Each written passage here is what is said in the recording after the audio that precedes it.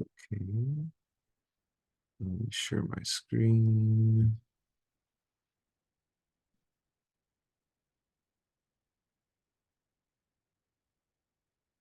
Wait, can everyone see my busy, busy screen?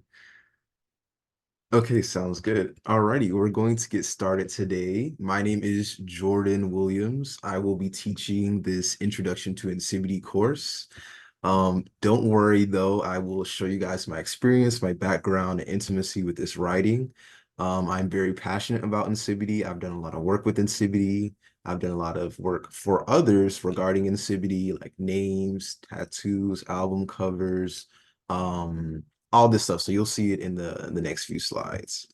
I do want to give a disclaimer because I didn't know the audience that I was dealing with, but each one of these characters, because it's logographic, can break down to fit any religion, particularly the big three and traditional cultures as well in Nigeria. So Islam, Christianity, Judaism, traditional cultures can all fit within these characters. If you don't believe in any of that, you can read it for face value, for atheism and stuff like that. Um, Dialects within the same language can be used for this, purpose as well. If you say something different, like aha, afa can use the same character. This is just to promote, pluralism, unity, and understanding with this character set. I don't want anyone to feel left out or attacked or, like it's a taboo dealing with these characters. There's a lot of stigmatization that goes on with a lot of African writing. And I want to show that every one of these characters can be used for anybody, and it's supposed to be for tolerance and inter-community, understanding within the highly diverse community that is Nigeria and their diaspora as well. Also as well, there's been a lot of, like, oh, should we be using this? Is this ours? Are we even able to use Nsibidi? I thought it was secret. So Nsibidi signs are created relative to an area where an Ekpe Lodge is and is utilized by the community in the area. There is public and private writing. All of these things that I'm going to be showing you today are completely 100% public. You don't need any issues, or you don't have any issues using any of these. There's no stigmatization surrounding these. And also, these are some of the communities that use them. And as you can see, they're very, very diverse. The Calabar, Ecom area, Bende, Afipo, Ada, which is Igbo. There's several different groups that were using these symbols, and they were relative to the areas that were being used. So if a clan came up with symbols, they would use them in that clan in that area. And of course, people who are transitioning from one area to another can take some of them with them. But oftentimes I see a lot of people are like, oh, we shouldn't be using that. That's a Jagam culture or this and that. Where it's true that the lodge itself, the Mbe Ufok, which is the lodge concept, does come from a Jagan culture. A lot of these individual symbols stem from individual communities, and later, now with the modern script, has been combined to make intercommunal understanding about Nsibidi.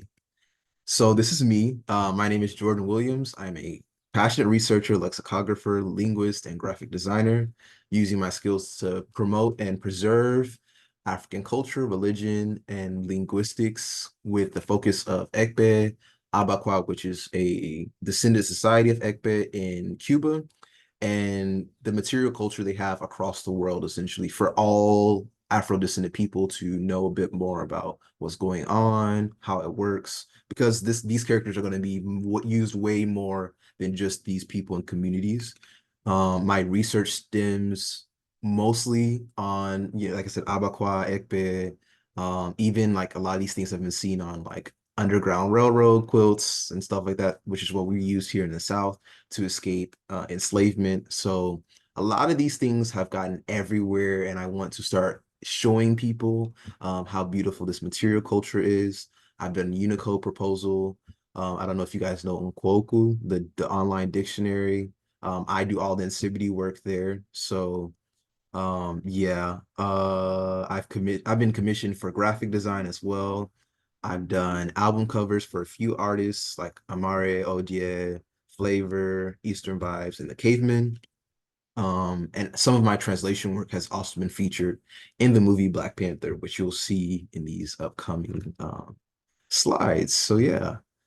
This is just more so my overview on my, once I graduate, this is what my dissertation will be on, just, restoring these characters, showing their resilience from the slave trade, the material culture of where they, like all these characters are. They're not just in Nigeria and Cameroon, they're in Cuba, Haiti, the southern US, Brazil, all these different things. And they basically are coming together to form what is the modern Nsibidi script.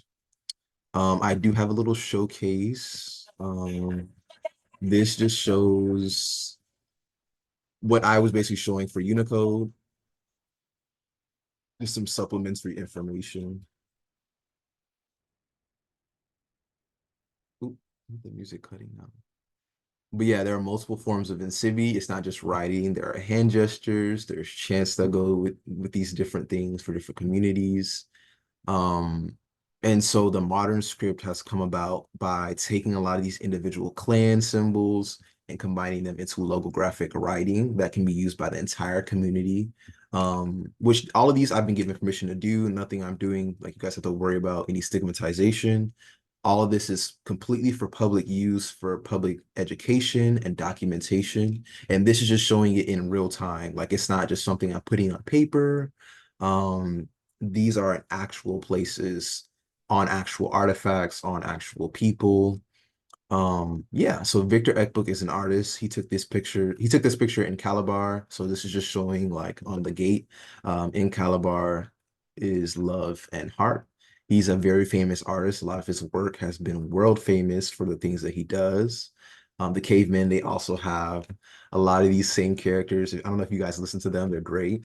They have some of these same characters on their album as well. I was very happy to help them with that.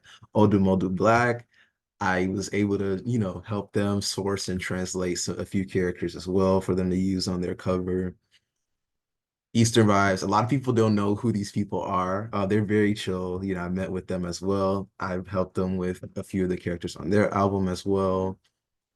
And this is from an Nsibidi blog on Facebook. So they have a lot of different community cited works. Voice of the East, I'm pretty sure you guys are very familiar with. They also have Nsibidi on their media platform. There's a few people I've interacted with that have been using it. So I'm actually very happy because as a lexicographer, somebody who's trying to restore this, to see it in real time, be on people and things. This was in the throne room. So on the pillars, you can see Nsibidi, but also he was wearing a shirt. I didn't even realize this until after I made this presentation that has speak on it. Oku ID or Okwid has the character for Congress and community. So, you guys are literally participating in this right now. As well as we have a community Reddit that I just like teach people and they like kind of contribute to writing and stuff like that. The Microsoft King's Tower in Legos. There is the characters for King, Drink, and Meeting on there. I've helped people with business cards, many, many different things I've done regarding Ensivity. So I don't want you guys to think I'm just some random person coming up here. Even fashion, I think it's Arrow or something like that. I forgot the actual company I helped do this stuff for. But yeah, they have all these different kinds of uses of Insivity that are in the modern day. So it's not just something.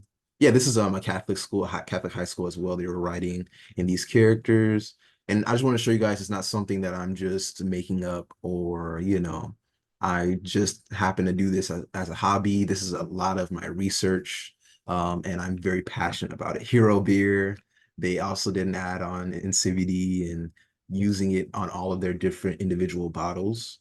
This is me. I have done artistic artwork and done a lot of writing. And yeah, a lot of my friends who do artwork as well have begun to adopt it. And the learning platform, which I will also provide a link as well. In Kwoku, we have thousands of different word entries in Igbo. I've been trying to catch up with Insivity. It's just a lot. But you can go in and if you have any questions, and we're constantly updating this. So if a work doesn't have it, just, be patient. We're trying to upload things every day. But yeah, it's a learning platform specifically for Igbo. We're trying to incorporate more languages in the future. There's a lot of dialects in the Igbo language as well that use these characters. So, we're trying to be as much, um, as accommodating as we can, so that way we can get people to see and use these characters on a daily basis.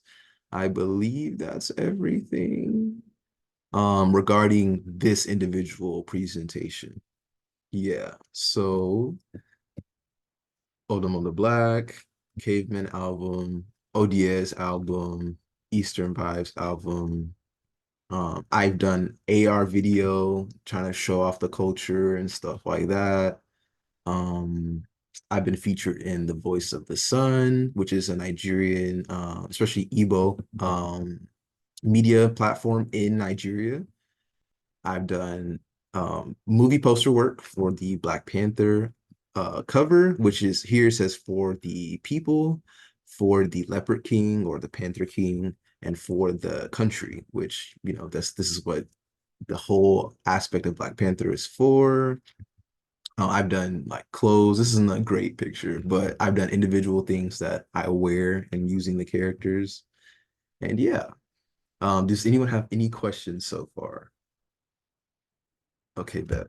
And without further ado, I'm going to give you guys a quick overview, a few videos. I know you guys might have seen these before, but Books yeah. and people's collective consciousness that Africans only disseminated information and thoughts orally.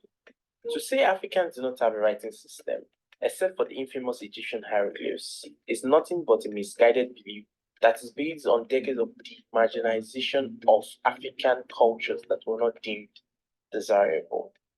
Today I'm going to tell you about Nsibidi, one of the various African writing systems we have. Nsibidi is an ancient radical-based writing system, a sort of ideogram that depicts abstract concepts and actions. It can be dated as far back as 2500 BC to the Ejeham people, who now live in modern-day Cross River Nigeria and southwestern Cameroon. Over time, Nsibidi spread throughout the Cross River Valley, becoming enriched as a byproduct of trade and other forms of cultural exchange with a variety of neighboring tribes, such as the Igbo graphic design known as Uli. Nsibidi characters are not tied down to any concrete meaning. Rather, they have different meaning and context of use in time and space, a sort of symbolic reservoir which was developed over a long period of time. For this reason, Nsibidi is not tied down to any particular language and serves as a means of communication among different language speaking groups. It also had other functions, which included public notice, private warning, declaration of taboos, romantic messages, calculation of commodities, and the preservation of records. Before the colonization of the region, the Ekwe Secret Society, a male age group, had significant legislative, judicial, and executive power, primarily on a local level, and exerted its influence across the Cross River region. Oop, no, okay, sorry. The authority of the Ekwe was both. No, sorry, I was trying to greet Amarachi. I'm so sorry, guys. I wanted to get her name. I'm so sorry. One of the more visible instances of Nsibidi being employed by the Ekwe in public spaces. By the time the British arrived, the authority of the Ekwe was usurped, making Nsibidi a form of resistance, a way to control as much power as they could, as the British could not understand or decipher the writing system. The Ekwe were not the only group of people who employed the use of Nsibidi in everyday life. Children and young girls typically adorn their bodies and faces, particularly their foreheads, with Nsibidi designs, which they did with black vegetable oils. The women of Bako also specialized in making calabashes with beautiful Nsibidi designs. They also had schools that were dedicated in teaching Nsibidi designs to younger generations. The Kwa women of Ikotansa also used Nsibidi in decorations of their pottery works from the 18th century up until the Nigerian Civil War, which disrupted their production. The writing system has suffered a decline in use. ever since the introduction of Western education and the persecution of its use by Christian missionaries. Only members of Ekpe Secret Society group are still Nsibidi literate. Fortunately, pro-African organizations like Nkawa Uku and individuals like Chiadiko Iwobani are making efforts to revive the writing system. They have compiled a dictionary and modernized Nsibidi for present-day use. This could easily be the next big thing for African literacy and culture. The New Nsibidi project, which was started in 2010, is aimed to convert Nsibidi ideographs to monographs, as it allows for the visualization of otherwise tonal homonym-based languages, which are sometimes confusing when written in Latin scripts. For example, the Igbo word for egg is pronounced as aqua, which is easily mistaken for aqua, aqua, or aqua when written in Latin scripts. Usually, they are differentiated with tonal markings, which can be cumbersome to learn and read, but this is when UCBD excels, where aqua is written as, while aqua, aqua, and aqua are written in a way that is well differentiated and doesn't come with a cumbersome tonal marking. This process is similar to how other writing systems, such as the Chinese script, was developed and adapted. Admittedly, NCBD does face an uphill battle with adoption for both political and social reasons, most especially against the already established modified Latin scripts being used. But it really will be cool to see NCBD taking its place as a writing system that could potentially improve literacy rates, educational standards, and preserve culture in a very unique way. Hello, guys. Well, Okay. Let me quickly greet Amarashi. Is she still in here or they left? Let's see. No, I wanted to give them their name, but yeah, as you can see, a lot of developments have been going on with Nsibidi. I actually know Bami says so. It was really great that we were able to come together and make something like that. He's a really great guy. That just shows you more so a little bit of overview with Nsibidi. I have some other videos. This is showing like the throne room, for example, the scene in Black Panther. So here he has the character for speak, which is very funny because now that I'm seeing this scene, he does tell him to speak. The character breakdown for this etymology is two men talking as well, which I'm like, don't they take, Killmonger in and basically tell him to, do all this other stuff. Yeah, but as you saw earlier when I brought up, for the Leopard King, for the community, all the other stuff, I'm actually very glad I didn't even realize, until now, well, not now, but like a while ago that all this stuff that I translated is now on the pillars and stuff like that.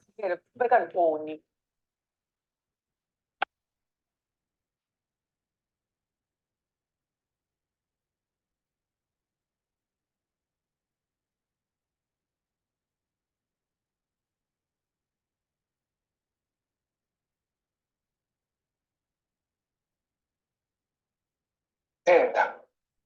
Speak. I'm standing in your house, serving justice to a man who stole your vibranium and murdered your people. Justice your king couldn't deliver.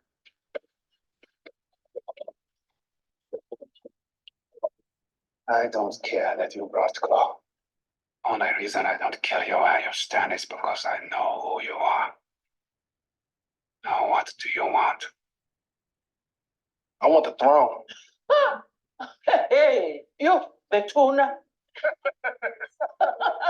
Y'all sitting up here comfortable. Must feel good. It's about 2 billion people all over the world that looks like us, but their lives are a lot harder. Wakanda has the tools to liberate them all. And what tools are those? Vibranium. Your weapons. Our weapons will not be used to wage war on the world.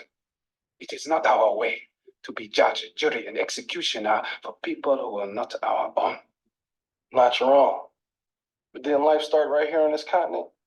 So ain't all people your people? I am not king of all people. I am king of Wakanda.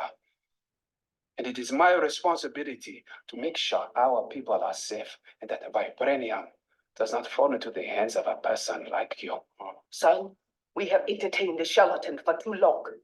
Reject his request. Oh, I ain't requesting nothing. Ask who I am. You're Eric Stevens, an American black operative, a mercenary nicknamed Killmonger. That's who you are. That's not my name, princess. Ask me, king. No. Ask me. Take him away.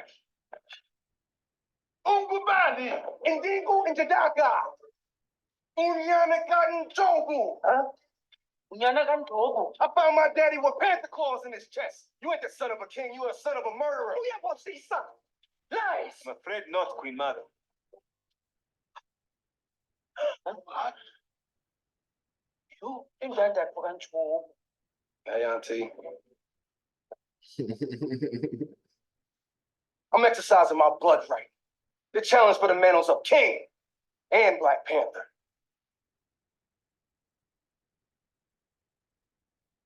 Do not do this, T'Challa. As the son of Prince Injo, he is within his rights. He has no rights here. The challenge will take weeks to prepare. Weeks? I don't need weeks. The whole country ain't gotta be there. I just need him and somebody to get me out of these chains. Yeah, okay. As you can see, there's a lot of Nsibidi everywhere on him, on the walls. There's a few other different scenes as well I wanted to include, but I don't want this all to be video based. But yeah, like it's everywhere. Ikpe, if you guys would like, I do have two other videos, but if not, I can get into more so the in-depth use of these characters. So the origins of Nsibidi scripts are very ancient. They are said to come from the Ugakima people. The Ugakima people are like a very intermixed, diverse people. So this region of Nigeria today is where the Ugakima lived. It's basically borders what is now, some of this is Igbo land here. Some of this is what's now considered Akwa Ibom here. Some of this is considered to be Cross River here, but back then people didn't have these states and divisions. So the ethnic group known as the Uganya by the Efik, as well as the Ugakima amongst the Ibibio and Igbo people who neighbored these people, have a myth about Nsibidi, which I'll bring up later. But some of the oldest documented understandings we have of Nsibidi comes from the Ecom monoliths, which are stone monoliths that are ancestral stones with markings on them. So for anybody who's worried about, like I said, the tribalism and different things that come from these characters, it was in a very diverse area here that had a lot of different neighboring communities with different languages. That's kind of why Nsibidi was created, because it's like, hey, we're all speaking different languages, we're from different households, we need a way of communicating with each other and trading without, necessarily having to learn everybody's language.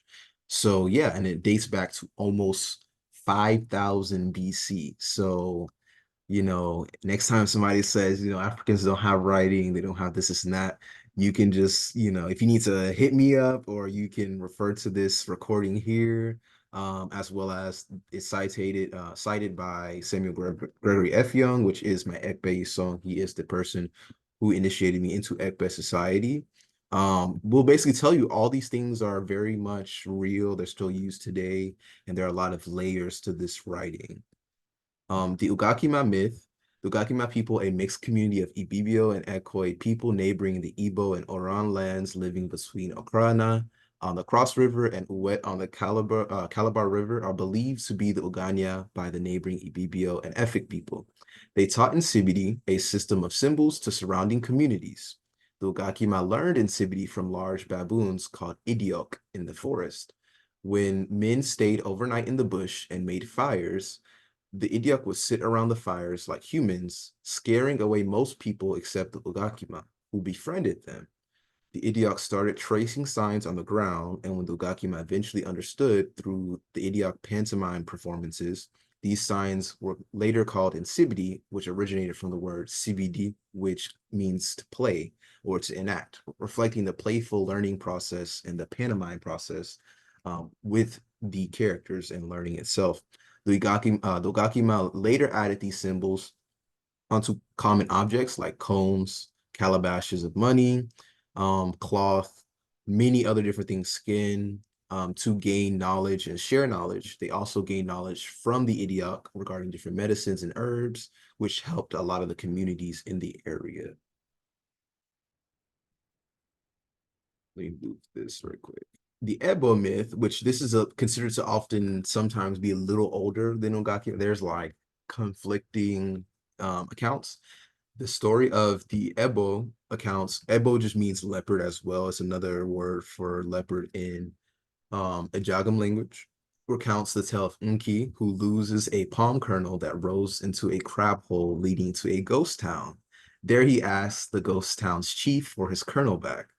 The chief instead gives Unki a magical drum, which beaten provides a calabash full of fruit. This drum also allows Unki to provide abundant food for his family, making him wealthy and everybody else in the community. Leopard, or Mbe, a resident of Unki's town, became envious and steals the drum. He uses it and then breaks it and discards the pieces into the bush. So whereas when you would play this drum, these symbols would come out, which are supposed to be these different signs and stuff like that that people would see. And then when you hit it again, they go back into the drum. However, this became disrupted once Mbe broke the drum and scattered them into the woods. And so in jealousy, he broke this drum and it's basically scattered across into the forest. Enki, upon discovering the theft, tries to replicate his earlier experience of dropping a kernel into the crab hole to visit the ghost town again. This time, the chief gives him a different drum from which Ebo images are emerged. Ebo refers to now the chiefs and the different overseers in Ebo liturgy and stuff like that, which they immediately start flogging him. Whereas the previous drum gave him food and sweets. Now these images and stuff like that have come out of the drum the second time. This is a different drum, by the way. Now flogs whoever plays the drum. And so as soon as he tries to play it, all these things start coming out and like hitting him and stuff like that, because they believe he's the one who's basically broken the previous drum, which that wasn't the case. And this is also the account of why a lot of masquerades, if you've done some kind of crime in the community and stuff like that, they kind of chase people with sticks, and flog people who have like stolen things, or if you've lied, if you've committed fraud, if you've done all these different things with the community, because Ebo people were basically the police, the social police. So that way, if you've done any kind of bad things, stuff like that, you basically could be corporally punished by being whipped with like cane and stuff like that. And Nsibidi is very diverse, as I said earlier. It's not just writing. There are gestural signs, verbal signs, and ideographic signs. Amongst these, verbal Nsibidi is some of the most sacred. Ideographic is a bridge between, and gestural Nsibidi was invented to help leopard hunters and other hunters communicate without making sounds that could scare away the animals, as well as trading when doing these different things. So if you're out in the forest, you're trying to catch an animal, you don't want to say, hey, I'm over here. You make kind of gestures that tell you what to do. This later became adopted amongst artistic plays and masquerades, to where people, when they're doing certain recollections of village history or culture, they now have certain hand marks they can make for, tree, panther, climbing and stuff like that. There's different things that you can do that show off these different things and how they're used not just for hunting, but also for communicating stories and recalling mythologies. So yeah, Nsibidi was a key unifying factor for different language speakers in the cross river community, with the symbols used for general communication, taught to children, various different items and put on cloth, as well as there are sacred knowledge and warfare knowledge, like symbols that are used for those people and communities, whereas there's public knowledge and general educational uses of Nsibidi as well.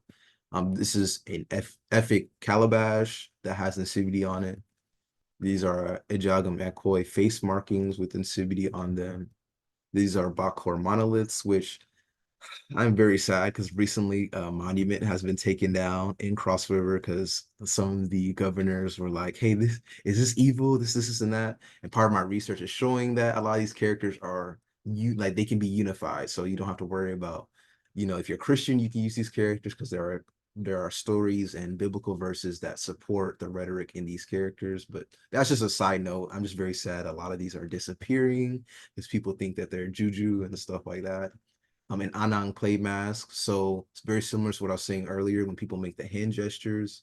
People put on these play masks and they reenact like, the different animal things that happen, similar to the Mbetel I just brought up with the Idiok or the Ebotel.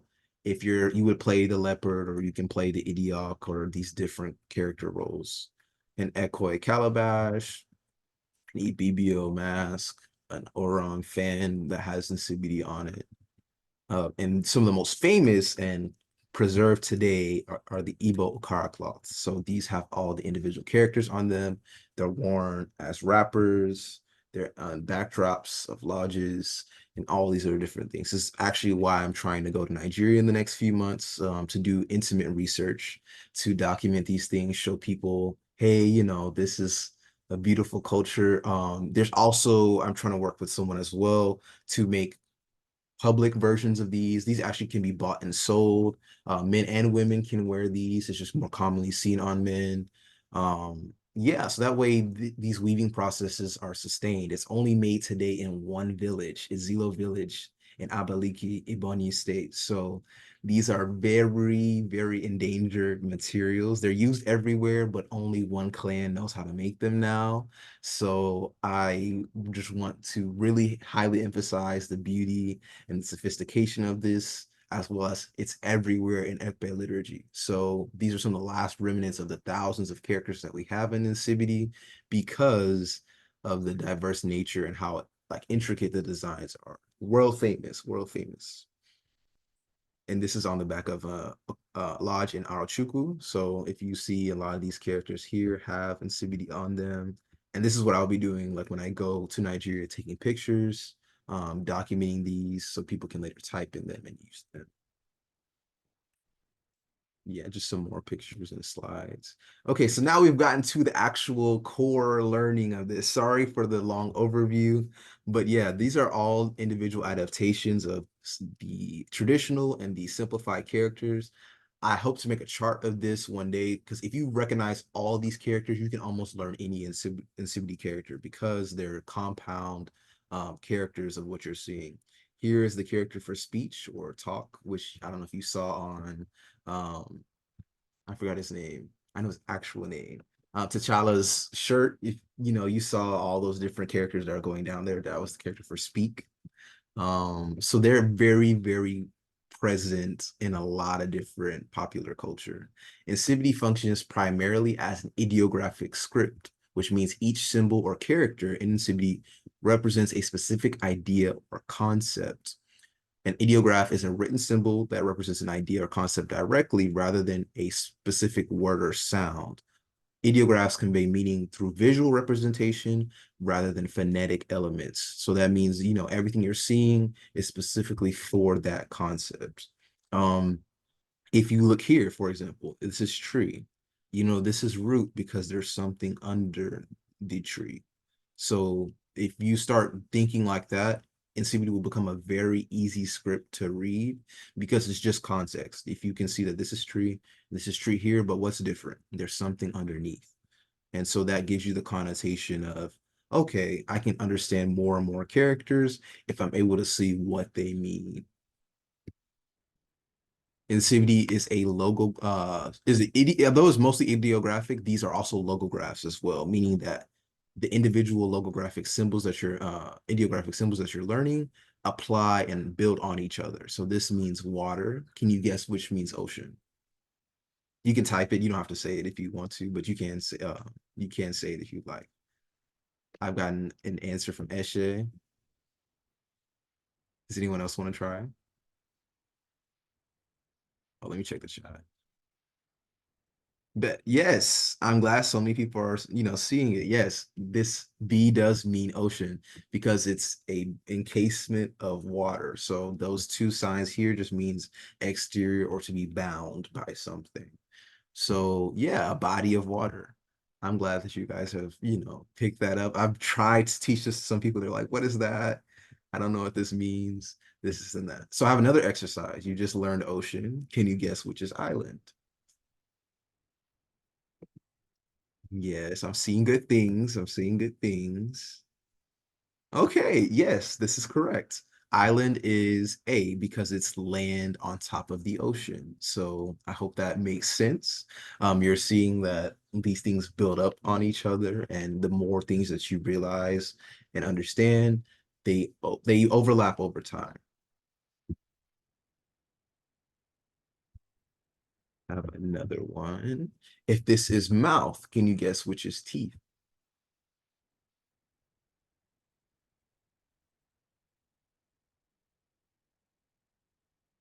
Correct. C is correct. Teeth, because this is the mouth, and these are things sticking out of the mouth, which are teeth. So correct. I think I have another one. So this is sword or blade. Can you guess which one is war or conflict?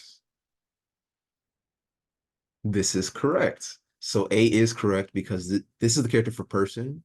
Person over another person. This is a conflict. A conflict with swords connotates war or some kind of battle of some sorts.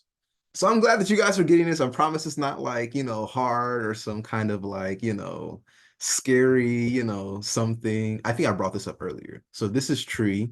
Can you guess which one is root? Correct. B is correct because this is tree. There's something under the tree. Under a tree is its roots. So this is just a quick little overview of compound logic. Once you start understanding what individual characters mean, this is a vessel. A vessel on land is a car. A vessel on the water is a boat. A vessel in the air or sky is plane. A rail vessel is a train. So like these different characters will compound on each other to form deeper meanings. So you're not having to, just like in English, like we kind of have to learn a new word for every concept that doesn't exist really in local graphic systems. You learn maybe a few hundred characters and you compound those to keep learning more and more and more. That's the beauty of Nsibidi and a lot of other ideographic systems. You don't have to worry about sitting and trying to remember all these characters when you know the core foundation of each of these characters. Yeah, so this is just more so the neography.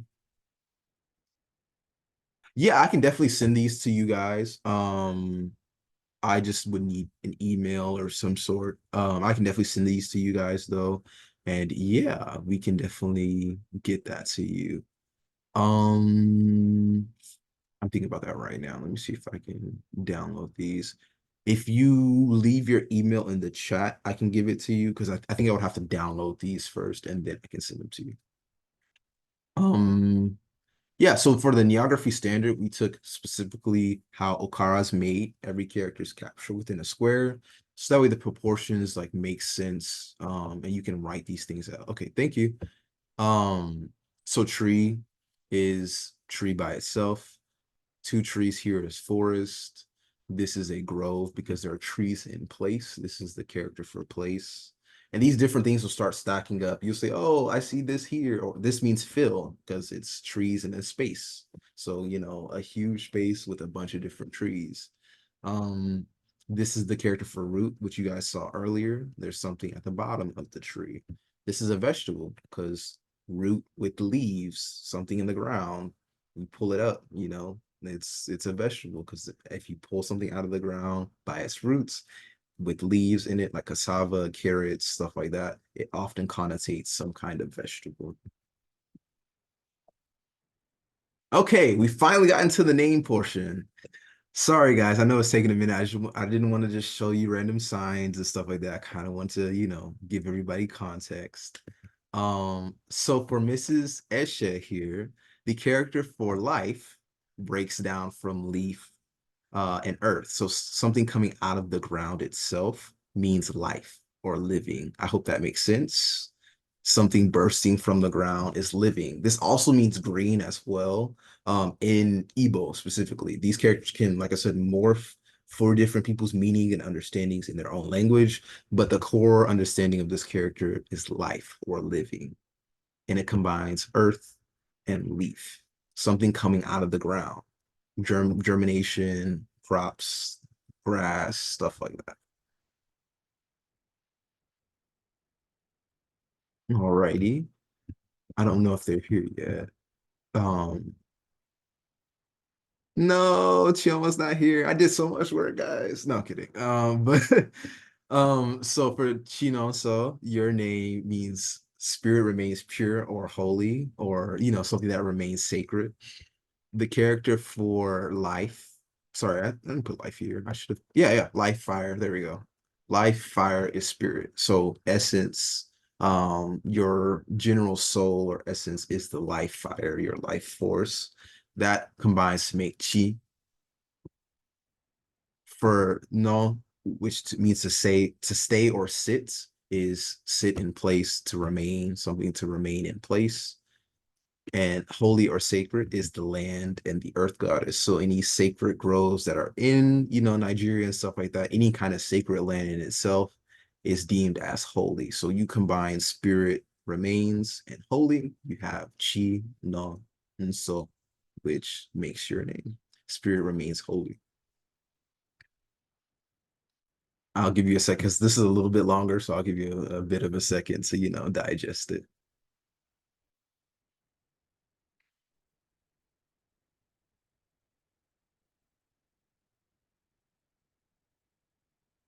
And also too, no, yeah, no problem. Also too, you guys are going to start seeing too, this is just a quick side note, but as you become more and more familiar with these characters, they're not just individual, like you read this holy, you read this holy, you read this, holy.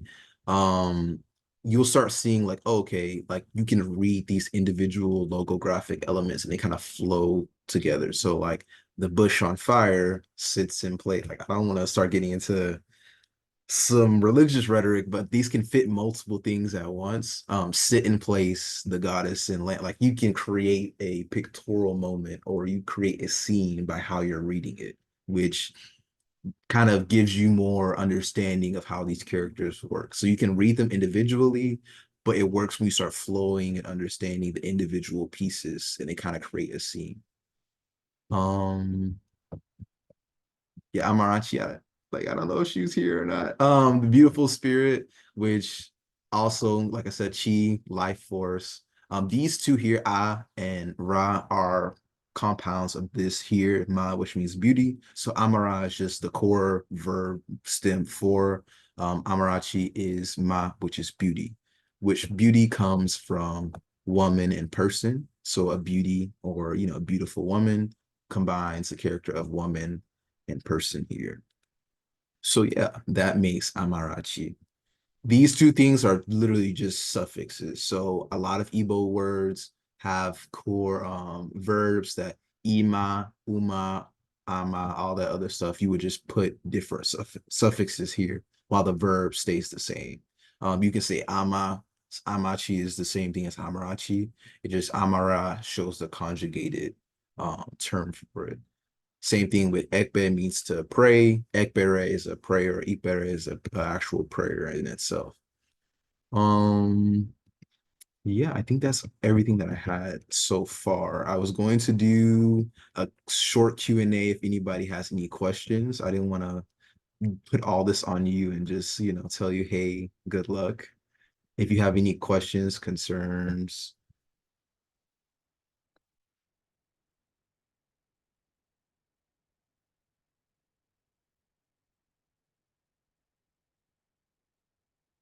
So yeah, a lot of these characters, which that's why also they can be flipped or inversed as well very quickly. They deal with more so the nature of what's being done rather than the genuine person or the gendered identity of what's being done. So um how do I how do I put this into like, I don't want it to sound too complicated and like linguistic. That's a lot of my research. I have to make it, mundane. But yeah, like if you're like a lot of the characters for like warrior, this and that, like they can still be used in like a feminine context. For example, if you have like the character that has a radical for, male and this and that, even the character for male and female, they're inverses of each other. So you can flip them, for any different concepts. The character for kitchen, for example, has space and woman. Of course, clearly women aren't the only people that cook. But in a lot of different general societies, you'll see that kind of concept. It's where that same character can literally be flipped and it'll have male in the kitchen. So that's what I'm saying with the morphographic nature of these characters, they can be flipped to accommodate the culture or the user of what they're, basically doing. If as long as you're basically making that known that you're, hey, I'm writing this out. If I'm educated in the characters, I can read and see that, okay, this is what you mean. That's the same way how Chinese people, they use Chinese characters and the Japanese are still able to read a lot of what they're seeing because they've adopted them in their own cultural context, but a lot of the characters are the same. So the culture might be different, but the physical symbols and signs remain the same, if that makes sense. Similar to how, we don't understand German or Spanish, but we use the Latin alphabet. We all use the same Latin alphabet. That's a little bit different because you can't like really read something in like German just because it's written in ABCs and understand it. But that's a similar context. These symbols have similar meanings that you can adopt and adapt relative to your understanding. Yeah, no problem. Just easier talking than it is typing. Yeah, of course. Yeah, of course. Yeah. Yeah, I really understand that this isn't specifically based off of Igbo language, Mhm. as in we can, learn the script Mhm. without necessarily needing to learn the language. Mhm. I think my question is more like I've done a bit of research into Yoruba, and I Mhm. know like in Yoruba there's not necessarily like gendered language, especially when you're looking at ancient Yoruba. Mhm. Like Yoruba pre-colonialism didn't have gender binaries in the same way that we Mhm. do in the West. And so I'm just wondering, like, the symbol for male and for female, are they directly correlated towards the Western gender binary of male and female and how we see women and men and the stereotypes that are associated with that, as opposed to maybe just being like a person with more of a openness to allowing who fits between those roles, if that So makes yeah, sense? it makes sense. So the physical, even Igbo doesn't like all means he, she, and it all at the same time. So there's no the actual language itself doesn't follow that. To identify male, female, the character for a person or human is curved left or right to represent male or female. So to identify the difference, there are character differentiations for that, but someone who is non-binary, there is actually a character for that. I forgot let's see if I can show it. I think I Here. saw a transgender Yeah. symbol in So the yeah, dictionary, which was very nice to see. yeah, it Yeah. means just like basically change or to be in between, like intermediary stuff like that. A lot of these characters are very, very diverse and they can be adapted to, like I said, modern day concepts as well. But male and female are just for the basic, binary of understanding these different uses of the characters. They're not in a lot of characters themselves aren't gendered. Like they can be used for any understanding or representation of who's using them. It's just like, for example, I'm trying to think of a really I brought up kitchen, but like I said, that in itself can be adopted to like, yeah, a male can be using that character. It's not like, you have to be a woman to use that specific character or concept. um for even human, like I said, does do the whole bending for left and right for male and female representation.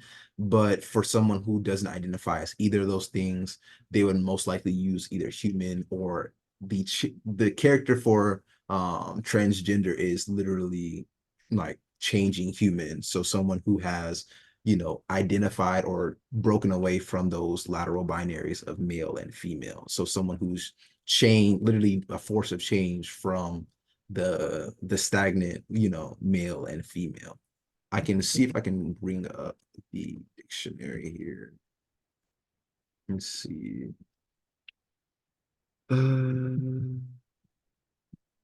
we can.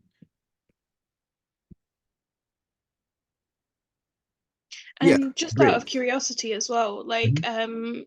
when we're like working around or using Nsibidi terms, like are we able to change them in certain ways to also fit the way in which we're speaking too? Or would you say that it's better to kind of, I know that there was something that you said about it being interpretive, like for, at the beginning, but is that still the case? Would you say that if something didn't fit somebody, for instance, it was a very binary term, would there be the option for somebody to use a more neutral form of that word? Yeah, so like this entire dictionary is more so for Igbo. This fe, for example, this means a bridge or to cross. So this is bridge and path. So bridge, path, cross. Like, there's a bridge in front of you, you're about to walk across it, kind of like thing. Whereas like, and this is afe. Afe just means to be across or to be trans in any kind of transformation, all the other stuff, anything like that. These characters here, like I've used for example, when you say things in Igbo, you'll usually put like, for example, Ulo Nri, or like that's a restaurant. Ulo Akwụkwọ, House of Leaves, library. That you'll put Ulo first. Whereas in other different languages, they'll put the identification first. So like what it is, like red car. Well, in English we can write red then car, but in other languages they put a lot of the adjectives after the object, so that would be reflected in how you're reading it. If I'm reading it in like a more indigenous language, it would have car and then like red, big, this and that afterwards. So the context can shift relative to the language that you're reading, because a lot of cultures don't follow the same grammar. They might have a subject at the end rather than the beginning. And yeah, so once you know the core concepts of these things, they can be switched around to fit how you're speaking. And like, I've used these characters to represent English when I want to write in a kind of English format, but I can also write them in Ibibio and Igbo as well. So after you learn like the general core concepts, you can move them around to fit your grammatical understanding and even ideological understandings. That's kind of why I brought up what I said earlier. It can be fit to any identity, including religion, culture, philosophy, stuff like that. The individual signs themselves might like, see, this means cross or path and stuff like that. It can be used to later be adopted for like what you were saying earlier as well, like gender identities or even sexualities and stuff like that. Because cross does not only refer to you walking across a bridge, it can be the cross between human and spirit, cross between male and female, or not identifying as either of those things, to where those concepts are deeper than just the physical verb itself. They have actual philosophies in them that can be applied to deeper understandings. Okay, thank you. Yeah, no Yeah, problem. I like that. I like that answer. I studied Japanese for a little while, Mhm, and one of the things in Japanese as well is even though they have the kanji, which is, largely Chinese mhm, characters, which the Japanese use, which are like this, where it's, you have kanji and it will represent like a word or term or idea rather than it necessarily being like written out. But then you can have a form of it as well that is written out too. So you mhm. can have both. So even if you don't necessarily like prefer to use the specific kanji for that, you Mhm. can then write it out in a different way, which still, will get to the same Yeah. like sounds of the word, Mhm. but not using that specific kanji because, some people don't like how their kanji for their name is written, for Yeah. instance. They prefer to write it out. So you have like the two options. And is that the same here as well, where you would have an option for maybe like foreign words that get written out? Yeah, so like this is the phonetic script here, for example. So like let's say you didn't like, and then the thing about homonyms too, Japanese, like I do speak Japanese as well. That's the beauty of that. You can switch out what you're saying. That's kind of why they also, like, if this was in Japanese, they would write out fe here above this. And so that way it kind of creates like this character can move and shift to any other character that kind of fits that understanding as well. There are set characters that have meanings, but if you replace it with just, these phonetic understandings, and you don't like how this kanji is written, or not, this is not kanji, this is Nsibidi. Sorry, if you don't like how this certain Nsibidi symbol is written, you can still write the phonetic script, and people would understand what you're meaning. It's just a different character can be adopted for that same thing. That's why they also have a lot of variations of the same character as well, because it's like, oh, whereas woman in front of like this certain character might like connotate a feminine identity. Okay, they'll remove that and put like male, or they'll remove that and put like a certain character for an animal or something like that. That still embodies that same meaning, but it fulfills the philosophical needs of that society. And that's the thing about the modern script as well. As it's getting to more communities, we're documenting more characters. People within their own communities that we're introducing them to are coming up with characters as well based off of what's already here. So if you understand certain radicals and concepts like, hey, we're a society that doesn't identify with just the strict binary of male and female. Well, now we can use these, where a lot of characters has like have male or female written into a certain logograph. You can replace that male and female sign with just person or stuff like that. And it still works, because not only do male and female still use the person radical, it's just now you've removed that binary of male and female and replaced it with person, and it still fits for male or female or somebody who doesn't identify as either or both for that character, because they're still a person, at the end of the day. So that's still, that has been a whole thing too with the linguistic and philosophical understandings of these characters. Okay, bet. I'm So sorry, sorry if I was absolutely, taking yeah. so long. Yeah, my bad. I'm so happy to teach you guys. This was so fun. I'm sorry if I was a little dragged out. Give me any kind of like feedback on, what you guys want to hear. The next course will be a lot more engaging. I do have some Kahoot stuff. I kind of want to get people to understand what they're reading and seeing first before I kind of dump a whole bunch of information on you guys. But yeah, thank you so much for attending. And if you have any questions, you can definitely shoot me a message. Um, Thank you so much. Yeah, and do you have your name? Do you have your stuff downloaded? All that stuff. Okay, bet. Well, I hope you have a great rest of your day. Yeah, likewise. Thank you so much. It was nice seeing you. Nice meeting you. Bye. And did you have any more questions, Esha?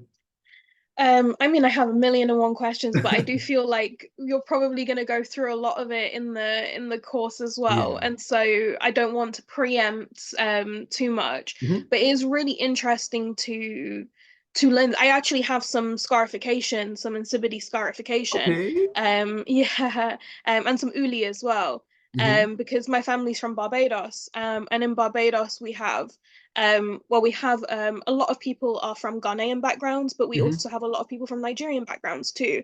And a lot of our slave rebellion stuff is very deeply linked with Igbo people on the island who were the ones who were leading or participating within these slave rebellions. Mhm. And so it felt very like natural for me to get something that represents like that radical revolutionary part of my family's like history. Mhm. And so I do actually have male and female on the back of my neck. Nice. And I've got a cola nut here. I think this one I can probably show you. I've got a cola nut here. And I've got yeah some other bits as well. But Nice. yeah, I'm like finding it really interesting to learn more. And one of the things that I think you'll probably hear a lot is we need some kind of non-Western, non-European language or way of communicating, like throughout as African people worldwide. And Yep. so when I saw that you were doing this course, I was like, I have to get on that because Yes. I've loved reading all of the dictionaries and having a little look through all the different stuff. Just because I love the beauty of non-Latin alphabets too. I Mhm. love writing. Like when I was doing Japanese, I loved the writing the most, the calligraphy the most. I'm Um, glad. Yay. yeah. So thank you so much for doing this. No I'm problem. just gonna save that now. There we go. Yeah, I was gonna email it to you, but I was like, if I can just download it right now, I can just send it to you. Yeah, that's great. Mhm. So I actually would let me send you something as well. Let me just pull it up 1 second. So I was part of a steering group meeting for um 1 second for